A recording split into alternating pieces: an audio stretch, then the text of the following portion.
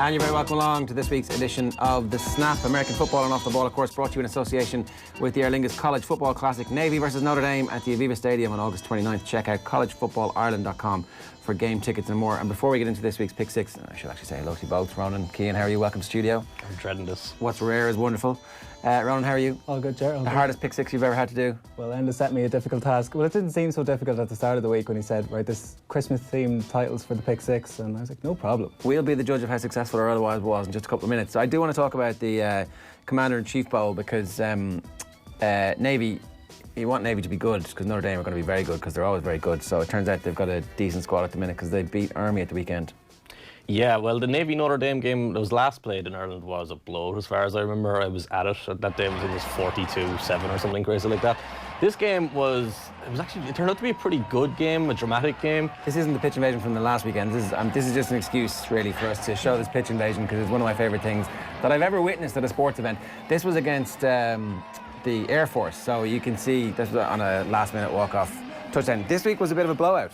They've actually got better as the season went on. That's still not better than the Stanford field invasion, though, where they actually stopped the kick return. Yeah. This week's it was a weird game in the sense it was kind of dramatic and it was really, really interesting. Towards the end of the second quarter, there was a blocked field goal, and the game was still in the balance at that point. And then Navy eventually pulled away, and they did so because of Malcolm Perry, a quarterback who. So Navy run, both teams actually run, I think it was Peterson was the other quarterback. Both teams run an option-heavy offense, which means it's a lot of rushing attempts. There's not many passes. Perry has thrown less than 100 passes this season, as far as I know.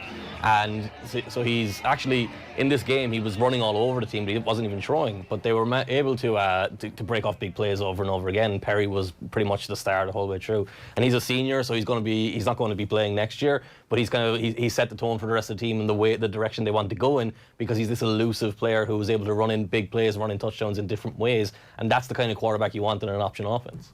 He might end up in the draft. Nicks are saying that he might get drafted as a wide receiver. Yeah, they're going to do what they wanted to do to Lamar Jackson, but this guy isn't good enough to stop them doing that. He's going to be compared to Julian Edelman because he's got that quickness, he's got that elusiveness, but he's also not enough of a passer or enough of a physical kind of guy. Well, he's physically talented, obviously, in the sense that he's elusive, but he's not one of these big, thick-bodied guys who get to last in the NFL. Normally those guys get moved. So he's going to end up trying to be a wide receiver, being a slot receiver. And that's actually, it sounds weird to kind of take a quarterback and move him to wide receiver, but the thing about it is, because he's a read option quarterback, he's making reads all the time, he's handling the ball all the time. As a wide receiver, especially a slot receiver, if you have to read coverages along with your quarterback, it's nice to have someone who's done that before. So that's why Edelman works. That's why other slot receivers have worked. It makes sense too. How transferable is the handling, in terms of the skill sets? Well, it's obviously a very different thing if you're catching a ball, like if you were going to compare it to hurling or something like that. It's not like the keeper catching a ball compared to a fellow rising above someone in the middle of the field. It would be two different things. But the comfort of handling the ball is an important thing. So he's not coming into this like a regular pocket passer who just throws it. He knows how to carry the ball, so he's not as likely to fumble. He has comfort catching snaps, although in an option offense you tend to take the ball from under centre. Is it transferable? Probably not hugely, but generally if a guy is that talented, he's able to figure it out. Terrell Pryor was able to figure it out. Obviously hasn't worked out as a full-time receiver, but he played well enough that he was able to be in the NFL as a wide receiver. Yeah. Did Ryan Tannehill go the opposite way? Yeah, well, that was because he was the backup quarterback. Was it Texas Tech or Texas A&M? One of those Texas schools. He was the backup quarterback and they needed a wide receiver, and he was just, I'll play wide receiver. So if anybody wants to get in on the Navy side of things ahead of the game next year, they're in action in a bowl game. They've got a bowl game coming up around New Year's Eve, so we'll talk about that again closer to the time. Time for the Pick Six. The Pick Six on Off the Ball.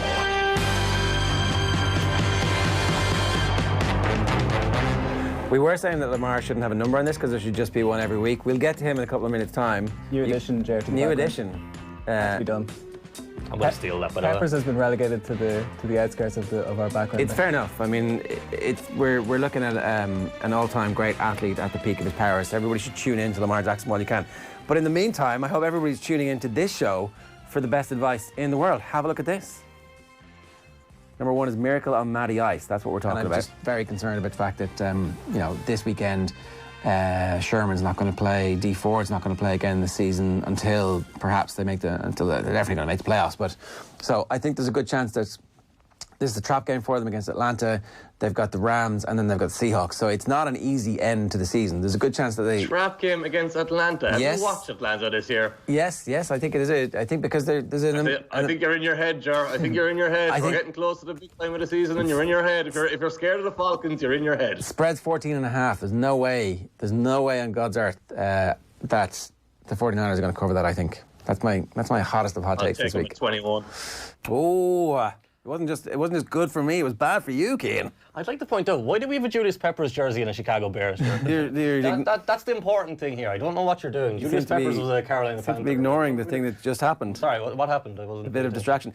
It was the most obvious trap game in the world is the thing. And actually, I feel pretty confident they're going to bounce back this weekend because Richard Sherman is back. Look, I've got to give it to you because you called this exactly, and the way the game went. Like, as we know, I'm the #1 hater of Jimmy Garoppolo, but I wouldn't put this really on Jimmy Garoppolo. Obviously, the defense at the end of the game gave up the touchdown to Julio Which, by the way, Jones. you're also increasingly wrong about. As time goes on, it turns out that Jimmy G has been recovering from his knee injury and is getting better. Over that, his You're records, still celebrating a 49ers loss here. As his your record, victory. his records. Well, they qualified for the playoffs for the first time since 2013. What are you talking about? It's a celebration. That's great. So did Josh Allen. Anyway, the final touchdown obviously was a huge thing, and Julio Jones caught the ball just at the edge of the goal line. But the funny thing about the game was the defense played very well overall. They kind of, like, there was a play at the very end of the game that changed the score. And they kind of capitulated on that final drive. But the offense was where the problems were. And it's exactly what you said. Like, you said they were a bit disjointed. You said that guys were coming back from injury, guys were lost to injury. And the offensive line in particular was a problem. The receivers, Emmanuel Sanders, like, one of the things that Kyle Shanahan has said all along is that the offense is very difficult to pick up quickly. So Emmanuel Sanders came in mid-season. That's not something they like to do because they can't get the assignments done.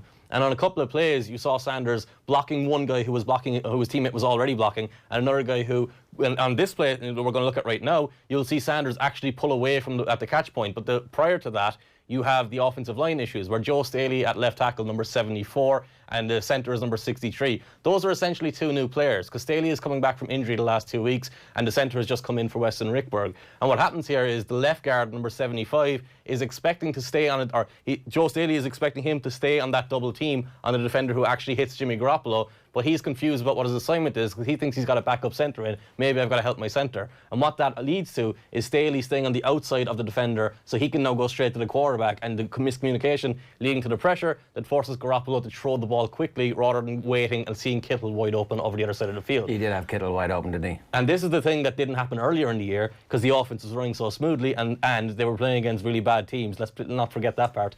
And this didn't happen previously because the offensive line was working in sync, and now they've all these changes in, everything's breaking up a little bit, and for some reason Deebo Samuel's in the backfield. And when everything does break up, and Kyle Shanahan scheming everybody open and unbelievable creativity, but when that falls short, you need playmakers. And in fairness to Kittle, he was impressive last week again. Even like the most noteworthy thing when he drove the safety back into the end zone on the block. Like, people underestimate his blocking, but he was targeted a lot in that game, and he delivered even when his teammates didn't. Yeah, it was basically him versus Julio for the whole game. Yeah, and there's so many wrinkles in the scoring review system, or just the general review system in the NFL. We've seen it now in soccer with VAR, but I thought they got everything right last week. Yeah, they came up strong at the end of that game. Like, I thought they also got the hooper. You can see he touches the ball off the ground, which you're not allowed to do in that instance. But after all, like the Patriots the previous week, there was a lot of outcry over N'Keal Harry and stuff. But in the space of a week, everyone's realised it's actually a pretty good system. The one complaint I would have as someone at the end of that game was Kyle Shanahan, because he got quite conservative. There were a couple of screens. There were one, like you mentioned, Kittle. He had a fumble when he was reaching for a first down at the end where they were trying to kill clock,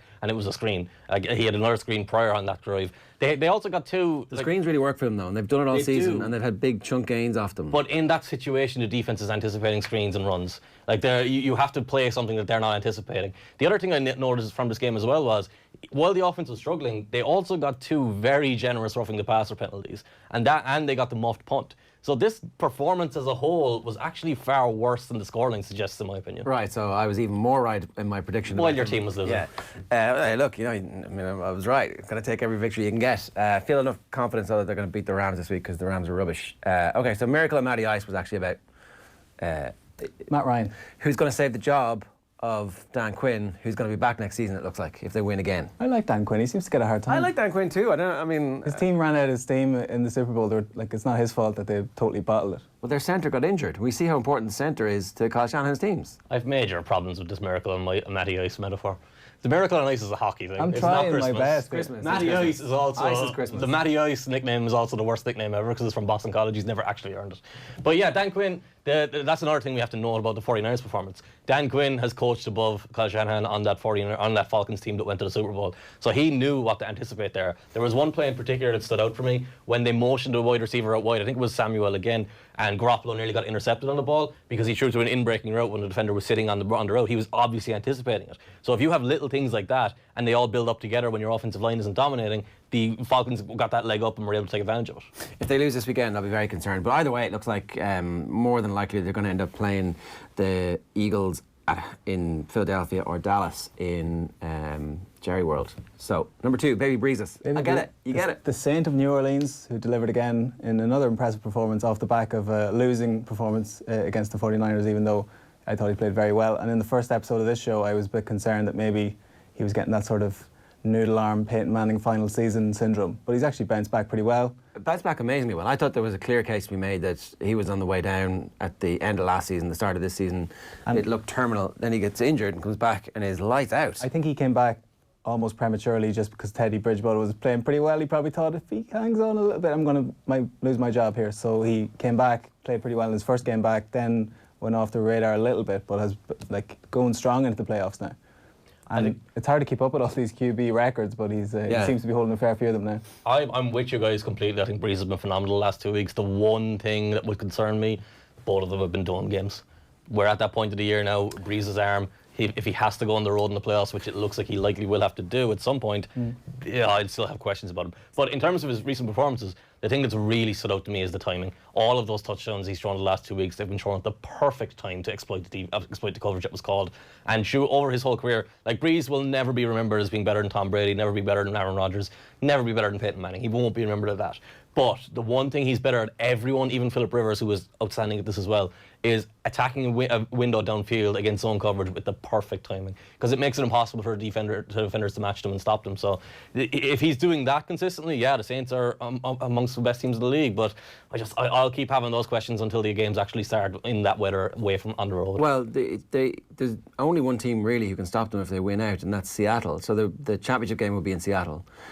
Rough place to go. It could be, but not impossible, not as hard a place to go as it has been in recent seasons. They've lost some games there this year and last year, and if they win that, then obviously the finals in Miami. So if there's going to be a year to do it, this is his last chance. That's true, but would you rather go to Seattle as an older quarterback, go to Seattle with that weather, or go to San Francisco and play that defense? The defense he's already shown he can pick apart.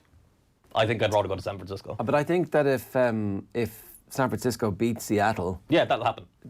But I don't think. Am I wrong? No, if San Francisco win out and Seattle loses the last game, they'll be the 1 seed. Okay, all right. Number 3, Jingle Belichick. Yeah. Hey, see what we did there? I wanted to call it Jingle Bills, but I was overruled on this, so we're going to go with the Patriots angle first. Jingle Bills, better. Jingle Bills was better. Jingle Bills, it's a good game this week. The Bills have gone from plucky, sort of hanging around underdogs to legitimately pretty decent team. Brilliantly coached. Yeah, very good.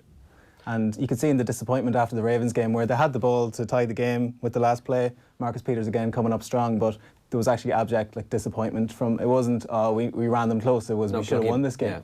And but going to the Patriots, the adage that the best defense is a good offense. The Patriots have flipped that in their head. Their best offense is their defense because they're scoring a lot on defense, and the wide receivers. Geez, I think a combined roughly 20 yards between N'Keal Harry, Edelman, and Sanu, who hasn't really pulled up trees since he made that move, He's playing with a leg hanging off, though. I think it's unfair. He's been absolutely slaughtered by people, but high ankle sprain straight off the bat, playing through that, and you can never. No one. I don't remember anybody having a good season on a high ankle sprain ever.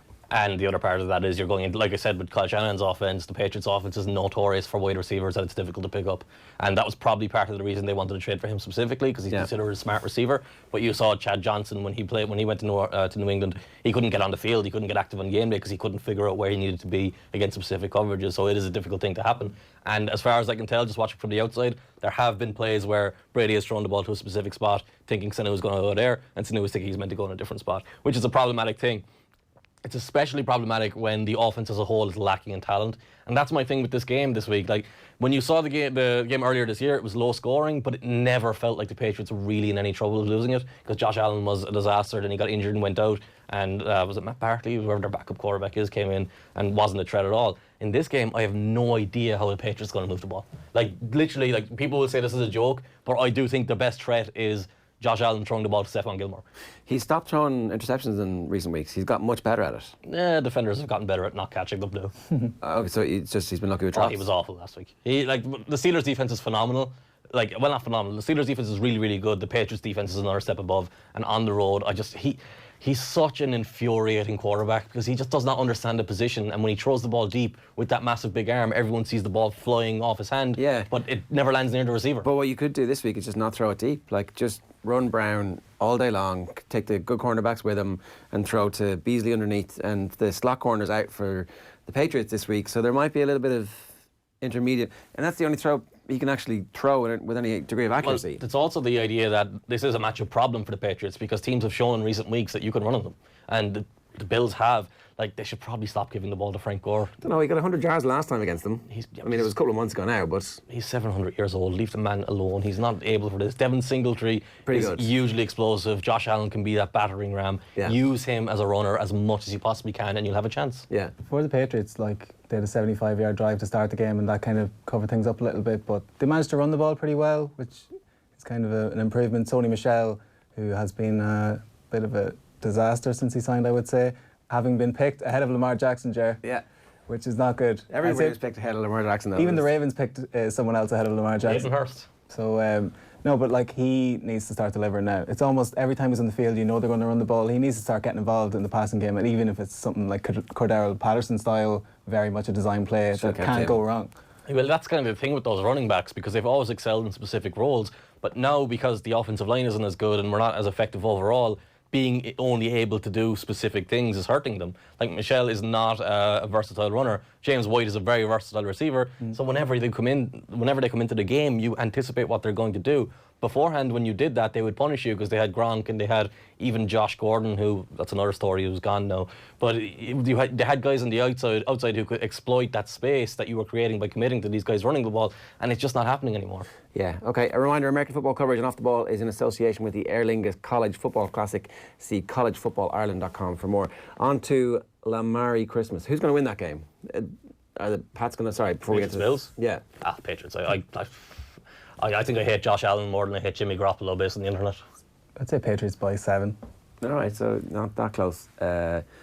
Lamar Christmas. Yeah, we can't go any show without mentioning this guy at least maybe a dozen times, but this feels a little bit... I don't want this clip to be played in the next show, but it feels a little bit like a trap game, because the Browns already beat the Ravens this year, and even though the wheels have well and truly coming off the old Browns bandwagon... Have we got 2 minutes on the Browns before we get to Lamar? The Browns are the hottest of hot messes that I can remember in world sport. It's about as bad a soap opera as there's been. Because the reason why this is worse than any of the previous Browns stuff is because they were supposed to have fixed all this stuff. Yeah, but Keane made a good point last week about they prematurely signed all these free agents with no base, basically. And it's basically a Ferrari like paint with no engine in the car. Like, there's just nothing there. It's just even... The coaching's horrific. There's just no redeeming quality about them, really. I haven't listened to a word Ronan has said since the start of this conversation, because I'm going to do exactly what I did last week.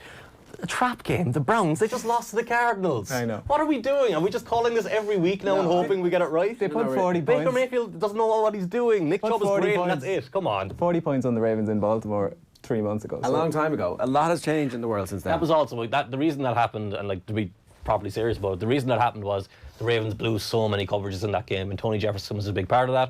And it's a hard thing to say because I love Tony Jefferson as a player, but he's gone now and they're playing Chris Clark ahead of him. Yeah. So I do think it's a completely different defense, and you've got Marcus Peters there. Marcus Peters is going to absolutely love Baker Mayfield, because Baker's going to be late on all these throws he wants to make, and he thinks he can make them. Marcus Peters is going to be jumping in front of them.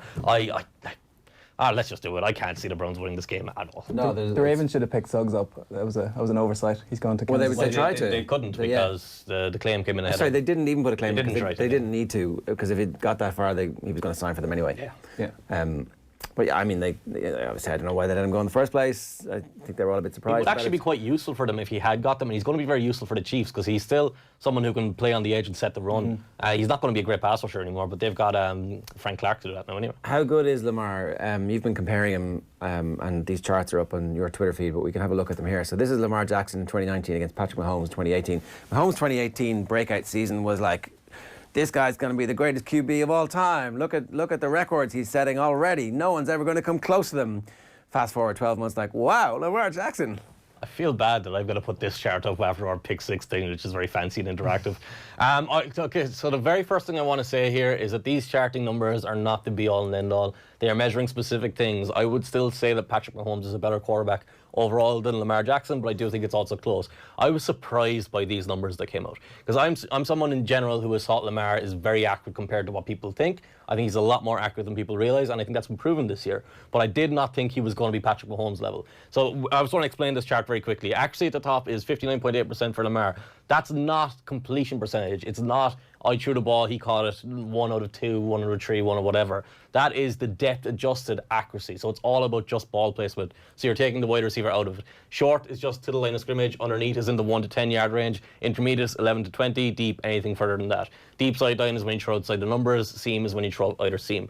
The interesting ones are here because this is where Lamar Jackson is actually better than Patrick Mahomes significantly. So this is the green in the middle in the Lamar Jackson column we're talking about. Yeah, now. we're going from behind the down and distance. So what that means is if it's first and 11 plus, if it's second and 8 plus, if it's third and 5 plus, or if it's fourth and 4 plus. What the idea there is, and the Ravens have kind of broken this a little bit, the idea there is you have to pass the ball so the defense does not have to worry about the running game, doesn't have to worry about play action. They know exactly what you're going to do, basically, and they're going to blitz you and do everything creative they can do. That's the toughest thing you can do as a quarterback. So behind the down and distance, Lamar is 7% better than Patrick Mahomes. That is huge. So but what you have to understand there is that's depth adjusted again. So what I want to do after that is look at, well, third down passing is obvious, we can skip that a little bit, but throws to the line or to the first down line.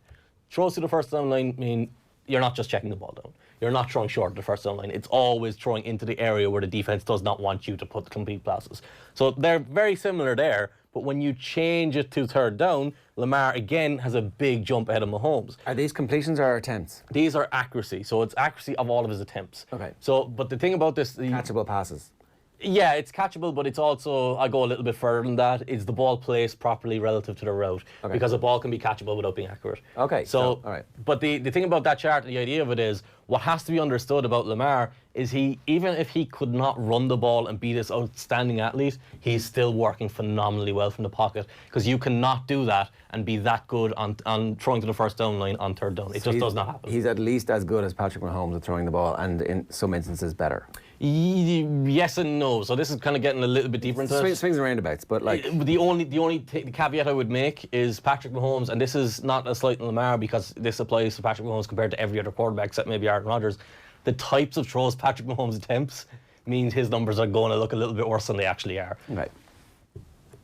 But on the other side of that, you've got one of the most dynamic open field runners that the game has ever seen. That's the thing. You can go through all those numbers. Go through all those numbers, compare them as runners, and Lamar is miles ahead.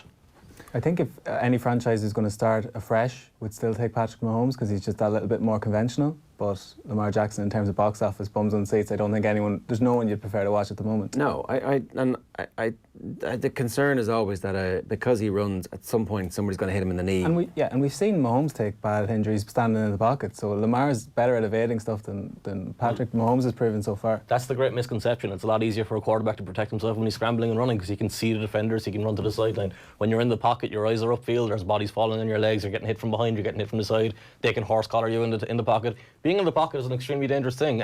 But the reality is, I hate this conversation in general because every single quarterback gets hurt at some point. You're playing a position where everyone is trying to take your head off. Yeah. You're going to get hurt. Yeah, it's just about I suppose it's how you deal with them and how you come back from them as well. Lamar is like literally one of the most exciting things that's happened in world sport in the last... Messi level, LeBron level to me. Yeah. Yeah, because we know it's not the most convenient thing to watch, especially Thursday night football and Monday night football, but I've made an appointment viewing to watch Lamar Jackson now. So it's just, you can't miss it. Like. The thing about Lamar too is, and there's this famous thing about Randy Moss where if you take his career highlights or just his deep catches, the video is like 25 minutes long. Like with Lamar every week, if you want to get the extended highlights and sit down and watch that, you'll get 20 minutes, 15 minutes of just pure joy watching him play. I think they're going to wallop this week. The Browns. There's a revenge element to it. I'm glad to have you back on my side. There's the fact that the Browns are so terrible. Like, what's going on at the Browns at the moment is the typical thing that happens to an organisation at the end of the organisation, where everybody starts briefing against each other, and we're in like season 1 of Freddie Kitchens. So, and the Ravens have set a pitch, and I think it's driven by Lamar Jackson. This win mentality, where this sort of game, which could almost be seen as a game off, will not be considered such by him. He'll go out there and wallop them if he can. As yeah, and they're going to rest him next week, apparently. So this is his last game, potentially for 3 weeks. So I have a feeling... I'm sure that's a good thing. Lamar's going to run up. I don't know. I'm definitely in two minds about it. Like, the week off allows people to... So this is something we haven't talked about. So I heard a stat on the way in this morning that they're the fittest team in football. They've one player injured at the moment. This is obviously the most captain obvious thing to say, but the best teams at the moment are the fittest. It's always the way. And ultimately, a lot of this comes down to being a little bit lucky and a little bit fortunate. If the Niners were fully fit, I would say the Niners can go up against absolutely anybody, but they're not. And the key players that they're missing, one key player from defence, one key player from offence, and suddenly there's just a little tilt, just a little balance that goes in the opposite direction. But if you've got everybody fully fit on the Ravens and they're rolling, that's unstoppable. But like Eric DeCosta actually deserves a lot of credit because, you know, a lot like the Ravens regime has been held in high esteem for a long time with a lot of pressure on him coming in. But like the way they drafted the wide receivers, you look at that depth chart at the start of the season, you're thinking, geez, who's the number one here? Like Seth Roberts, Marquise Brown. And then, but in reality, those lads know that they're down the pecking order, but when their number's called, they're going to be relied upon. It's sort of like the backup striker in a team where they have to be happy to sit on the bench and know what their role is. And it's actually proven ingenious. Yeah, it's one of the things I misread this coming into this season, because I looked at their passing game and thought, yeah, Marquise Brown is really talented, but he's small and he's a rookie. He's coming in hurt. And Miles Boykin, how accurate is he going to be down the field throwing the ball? And it turns out really accurate. And Miles Boykin, big body guy. Miles Boykin, big guy, but at Notre Dame he didn't really show off great ball skills, so he's been developing and refining his routes. But what actually happened, and what my big mistake was, missing that Mark Andrews is the number one receiver. He's basically a wide receiver. Yes. And the passing game has been built through, like we joke about Hayden Hurst going ahead of Lamar Jackson. He's a really valuable second tight end. I know that's not what you want from a first-round pick, but he's been really valuable in this offense. In the middle of the off-season, I dropped Mark Andrews in my Dynasty League thinking, I mean, there's going to be no volume in this. It's all going to be run. Why would I have this guy? We started the show people thinking you were a genius. You're just killing that right now. No, you've got to tell the truth. That's what good journalism is all about. Run, Rudolph, I'm going to tell you about this one. So we were like, what the hell? We got the... pick six, the breakdown and the names of them, and everybody's like, it can't be Kyle Rudolph, he's too boring. It can't be Mason Rudolph, he's not even the team. Hang on a second, this is genius. Run Rudolph, who has a red nose? Tom Coughlin has a famous red nose. This is about the sacking of Tom Coughlin, right? Because he ran away from the Jags. Right, that's what it is? No, that's good. It's Kyle Rudolph. Genius. Oh. And he's in because he is one of the most Yuletide names in sports. And he had 3 catches last week. A story a couple of years ago when we were watching, it must have been St. Stephen's Day, there was American football on, the Vikings were playing. One of my friends doesn't watch American football, but we were watching the game and he was going to bet on it. And he was like, who will I go for? And I was like, well, Rudolph, you know, Christmas, go for it. He scored like 3 touchdowns. Yeah. Unbelievable. But he's actually been playing really well. Last week he moved in with those 3 catches to I think he's 5th on receptions in all time for the Vikings. And they've had some very storied receivers, needless to say. So he's playing really well at the moment. And the Vikings have kind of gone under the radar. I think Kirk Cousins, who I love, is getting a lot of stick, and because of his prime time letdowns. Why do you love him? I just think I like his character. I like the way he steps up. He gets a lot of blame for things that are obviously not his fault, and he's got a stacked receiving core now. If Adam Thielen can come back some way healthy, they're going to be on a run. And Thielen and Rudolph are... Thielen coming into the team at the end after... So Stefan Diggs, obviously. Diggs and Thielen had hissy fits at the start of the season. Diggs got way more crap for it than Thielen did. Make of that what you will. And then Diggs had a breakout game, and then ever since it's kind of gone down a little bit. Thielen's been injured. So in the meantime, they've built up everybody else. And Rudolph is the number 1 touchdown guy for them. So they've got a strong, well-rounded team. If you look at the team on paper, on Madden, for example, you'd be like, oh, really good defence, really good offence. Can they get hot? And I don't think so, because I just don't believe in the quarterback, and this is what Gary Kubiak does. He brings in an offense that takes away all the responsibility on the quarterback. and then eventually you get put in a position where the quarterback has to carry you for a stretch, and he's not capable of doing that. The big story in Minnesota right now is Dalvin Cook being injured, because he is that offense. He has carried that team all year long. Like, they throw so many screens. Melvin Ingram... But Mike Boone has this amazing spark score in preseason, and he obviously is amazing. Alexander Madison's really good too, but I don't Madison's think they're injured. Yeah, but they're not going to be on the level of Cook regardless. But you even saw as Melvin Ingram for the Chargers last week caught an interception on a screen, because they throw so many screens. He was just like, oh, this is a screen, I'm going to drop back and catch this ball. But really, I want to run a coup here and change that Rudolph to Coughlin.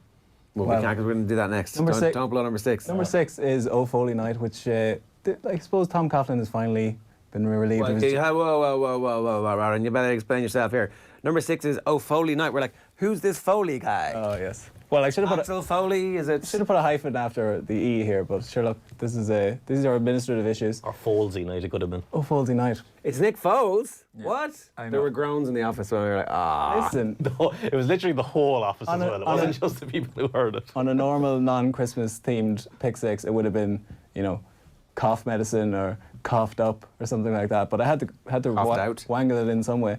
And Nick Foles, the decision to put we didn't pick the Packers game. So the Packers against Kyle Rudolph, that's a massive game.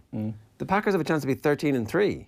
Somehow, because they feel like a six-win team. But the Vikings also have a chance to go 12 wins this year, which would only be the 5th time they've ever done that. So right. I blame the Chicago Bears, because they should have been so much better than they are. I think that both those teams could actually do a lot of damage in the playoffs. Well, one of them has Aaron Rodgers. I'm not sold on the Packers, actually. I'm going to pick that, and I'm going to go for Rudolph to deliver. Deliver. Hey. Nice. Hanging our heads in shame. I love it. Who are you picking? Come on, pick the Packers game. Picking the Packers. Yeah, I'll probably take the Packers as well. Okay, Foley night. Yeah. To go back to this, it's Tom Coughlin, who was sacked unceremoniously by the owner of the Jacksonville Jaguars, essentially because the NFLPA, the Players Association, came out and said, do not sign for the Jacksonville Jaguars because they will fine you for bullshit reasons. And the owner was like, what? The Players Union are telling free agents, and I guess incoming players, not to sign for us because this old guy was making everybody wear a certain type of ties. They had more fines as one club than the entire rest of the league put together, and they had lost more appeals than the rest of the league put together because he was just an old school guy who couldn't talk to millennials. I remember the 07 America's game where Michael Strahan is talking about Tom Coughlin softening up, and that's the reason they won it, and he took them to In-N-Out Burger when they went to the Super Bowl, all this kind of stuff. Clearly not true. 12 years later, he's sacked because he has 0 social skills.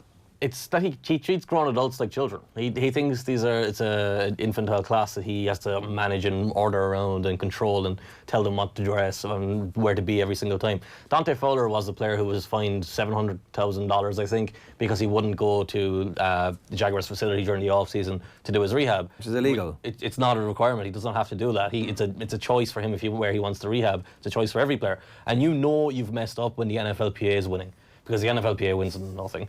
So that is the major issue with them, obviously, this week. But overall, there has been a culture there that has just been constantly isolating, pushing players away. You look at Jalen Ramsey's problems. You look at Fowler, like I mentioned. You look at Leonard Fournette, who's been used as a scapegoat over and over again. They are built a very poor team on the field in the sense that the style and the philosophy of what they wanted to do was wrong for this league, but they did have a lot of talent on the roster. So when they took over initially, they went to the AFC Championship game and they were scared to throw the ball at the end of the first half because they had Blake Bortles as their quarterback. And then after that game, they lost the game because of Blake Bortles. After that game, they went out and signed Blake Bortles to an extension and then had to bench him straight away because they just did not have a direction. So this can only be good for Jaguars, who have loads of draft picks, but it's very hard to trust this franchise at all. Cast your mind back 2 years and they were 2 touchdowns up twice against the Patriots to get to the Super Bowl in a team that was built on defense. And you remember the last team that went that route was the Seahawks, really. And then when that defense started to fall apart, they still had Russell Wilson to lean back on, whereas, as Keane said, Blake Bortles isn't much of a safety blanket. Yeah. There was literally a minute 40 left in that half, as far as I remember. And they just took a knee. Yeah. Like, that's insane. Yeah, and they were kicking the ball back to the Patriots, weren't they?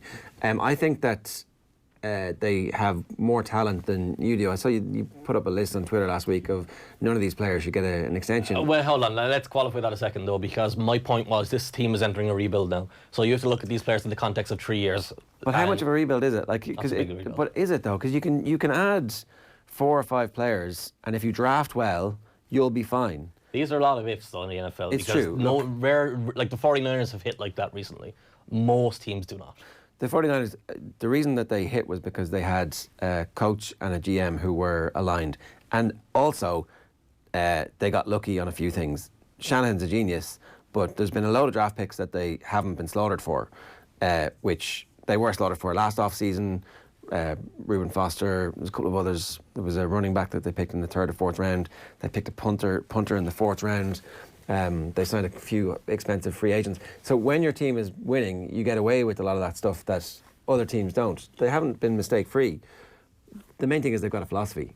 Yeah, they've missed on picks, but everyone misses on picks. But when they've missed, they've gone out and addressed it afterwards. Like Nick Bosa and Dee Ford this year were 2 great moves. Very, very lucky to finish second worst team last season. And that's why they get Bosa. And I'm not sure that if they'd been drafting 3rd that they would have been able to pick Josh Allen, the pass rusher. Maybe they would because they needed pass rush. But they picked Solomon Thomas. But my major gripe with the Jaguars, to get back to the Jaguars, is you have all these players there who are on the decline or coming out. Calais Campbell is going to be owed $17 million next year. Love Calais Campbell. I think he's a Hall of Fame player. He's also like 34. He's not going to be part of any rebuild. Very difficult to trade him because of his salary. You look at Andrew Norwood at left guard. Good player, not a great player. They overpaid for him. Miles Jack, good player, has had to move position a little bit this year. Not a great player yet. Maybe could be, but at 24, he came out of college with medical concerns. When he's 27, 28, he's already going to be on his decline because that's the way middle linebackers are. And then, you think of Telvin Smith. We didn't even mention this a minute ago. Telvin Smith hasn't even played this year. He left. He hated the Jaguars so much, he just said, I'm not playing this year. See you later, keep my money. I think part of that is to do with Tom Coughlin. So when you get rid of somebody like that, does the rest of the coaching staff suddenly step up and have a sense of freedom? Is there a possibility they have a free pass this weekend, Minshew Mania takes over and they win? Possibly. I think over the long term, though, the guys remaining there are kind of Coughlin guys more. Like they weren't brought in with Coughlin, but those are the types of characters they have because they wanted to build this Leonard Fournette's going to run over you, we're going to muscle you and be bullies to you type of team. Fournette's useful. You see, he is, Derrick Henry is useful if you can understand what you're supposed to do with these players. He's useful, but he's not like he's not Christian McCaffrey. He's not someone you have to desperately have on your team. No, as in you won't sign him for big money. No. But you might sign him for mid-tier money. If you can, but it'd be difficult because once they hit free agency, these guys get attracted by different teams and it's all complicated. Okay, we probably need to pick some games this weekend. The big game that we haven't actually spoken about just yet is the Eagles-Cowboys. That's Sunday night, 9:25 our time. What's going to happen? The Cowboys were impressive last week, or were the opposition just really poor is the question? Both. Yeah, but I didn't think they had that performance in them, even against inept defence. They played pretty well. The big difference was they gave the ball to their best player, and Ezekiel Elliott delivered. I think they'll probably win that game, yeah. It's funny how this time last week we were giving out about Zeke's off-season not being great preparation, and then actually in retrospect it turns out having no off-season and using the season as your off-season means that you're pretty good towards the end of the year, and they might be about to run all over the Eagles. I think they're going to absolutely kill the Eagles. What's also funny about that is there was a picture or an article about Ezekiel Elliott this week being at the Mavs game, enjoying himself sitting at the sideline, and if they had lost last week it would be, oh, he's not focused, he doesn't care. Yeah. It's just the way these narratives work. I actually, the only argument you have for Philadelphia here is that they're at home. They have scraped past three win teams in recent weeks. The Cowboys, for as bad as they are, for as much as they've struggled at different times, they should easily beat them. The only major question for the Cowboys is Dak has not practiced this week, which is a first for him in his whole career. Dak is really good. Dak is very, very good. And the problem is the Cowboys' offense is not very consistent. One of the big things for them this year, actually, and hopefully it'll change over the remainder of the season, Travis Frederick came back after getting, I can't remember the specific issue he had last year, but it was some form of disease. It wasn't like an injury, normal injury, but he was ill or whatever way it was wrong with him. He's been really poor. And it's shocking because he's one of the best centres in the league typically, and he's a major part of their running game. So if he can maybe, my thought process here is the further away he gets from the problem he had last year, the better he might get. And if he gets better, that might be part of why you're seeing Zeke having all this success again. And if that continues, that's a difficult team to deal with no matter who's calling plays. Yeah, so if they win this game, they're going to be home probably for the 49ers. Is it automatically the Seahawks if yeah, I'm pretty sure that's swapping directly. You'd give them a really good chance of winning either of those games. especially in Dallas, because it's not really a home field advantage. Like, sorry, you mean the 49ers winning? No, I would give Dallas a good chance of going on a roll from that point. If they're giving the ball to Zeke 25 times, and Zeke is running the way he is at the moment, and the backup running back is also really good. Yeah, he's crazy runs at the Cooper weekend. and Gallup are excellent. The tight ends started to produce some stuff as well, even the old man. I think that, anyway, and then maybe we get another year of their crappy coach. Playoffs comes down to good coaching, and that's what's going to be the difference. That's why they won't beat anyone in the playoffs. I tend to agree with Ron. They got completely outcoached by the Rams last year. I hope you're right. I'm getting in my head here. That's exactly what. But I agree with you too, though, in the sense that I really, really like this Cowboys team in terms of who they have. Jason Garrett doesn't know what he's doing. Yeah, I mean, it's one of the best coaching jobs. I know we've talked about this briefly before, and you all think that the owner won't be able to get out of his own way, but I actually think that's an amazing coaching job, because you just say, yeah, Jerry, no problems, I'll do exactly what you want, and then you do what you want, and the team starts to win, and he goes, no, you were right all along. And yeah, that's why I signed you. Right, anything else you need to get off your chest this week? No, I'm good. Happy Christmas, everybody. We're going to take a break next week, so we'll be back the week after. But American football coverage on Off the Ball is in association with the Aer Lingus College Football Classic. See collegefootballireland.com for more, and a happy Christmas. Good luck.